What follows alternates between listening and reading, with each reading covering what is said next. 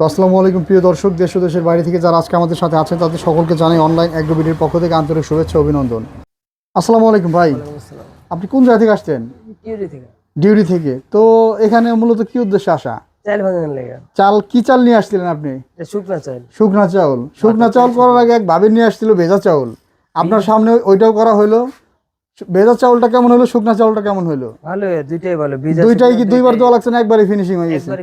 একবারে ফিনিশিং হয়ে গেছে। তো মূলত ভিউয়ার্স আপনারা দেখেন, এটা হচ্ছে কাস্টমার ভাই, আর এটা হচ্ছে আমাদের এই মেশিনের যে মালিক, উনি আর কি মেশিনটা নিয়েছে আমাদের থেকে। তো মেশিনের এই যে ভাই মেশিনটা ই করে টাকাটা পরিশোধ করলো। কয় কেজি চাউল ছিল এখানে ভাই? 4 কেজি ভাইয়া। 4 কেজি 5 কেজি আউটপুট 4-5 কেজি হয়ে যায়। এখানে কিন্তু উড়ে যাওয়ার মতন কিছু নাই, যতটুকু দিচ্ছেন ততটুকু আউটপুট পাইতেছেন। দেখা যায় যে বড় যে মেশিনগুলো তো ওগুলোতে দিলে কিছুটা উড়ে চলে যায়, কিছুটা ভিতরে থাকে, ঠিক আছে, কিন্তু আমাদের এই মেশিনে পুরাটাই আউটপুট হয়ে যায়। তো এই মেশিনটা নেওয়াতে আপনাদের কি কি সুবিধা হচ্ছে একটু বলেন তো?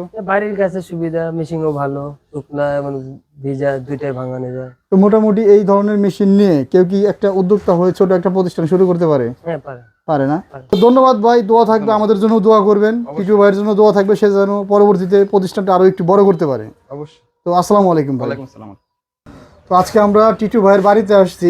সাধারণত এই ধরনের মেশিন যারা সেল করে তারা কাস্টমার রিভিউগুলো ওইভাবে দেয় না, যে কারণে কাস্টমাররা বুঝতে পারে না এই চায়না মেশিনগুলো কেমন হয়ে থাকে।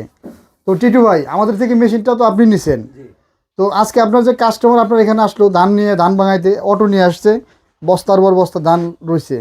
তো কিছু ধান ভাঙাইলো, এর ভিতরে কারেন্ট গেল, আবার আসলে আবার কাজ শুরু হবে। তো ভাই আপনারা কি এর আগে এই মেশিনে ধান ভাঙাইছেন?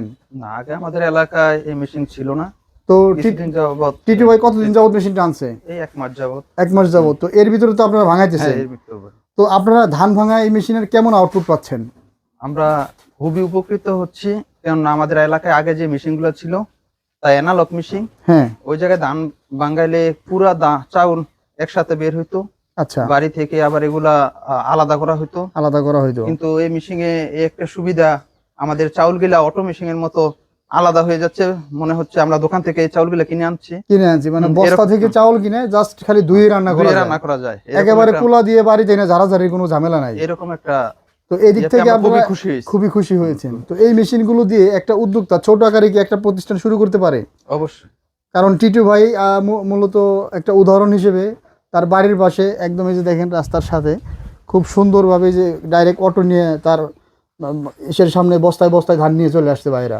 তো আপনার যে ধানটা ভাঙাইলো, চাউলটা কেমন হলো এখন? খুবই সুন্দর হয়েছে। একটু চাউলটা একটু দেখান, একটু চাউলটা একটু হাতে নিয়ে দেখান।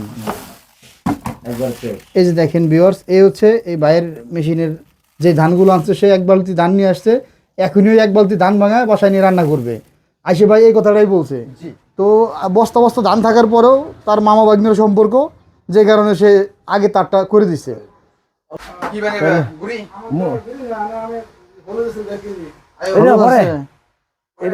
এটা পরে করতে হইব, এটা পরে করতে হইব। থুয়া দাও।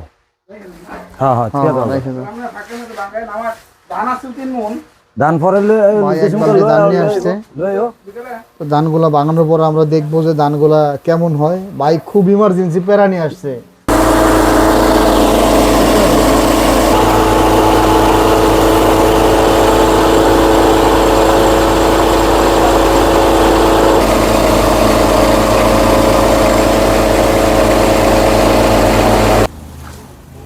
কারেন্ট চলে গেছে।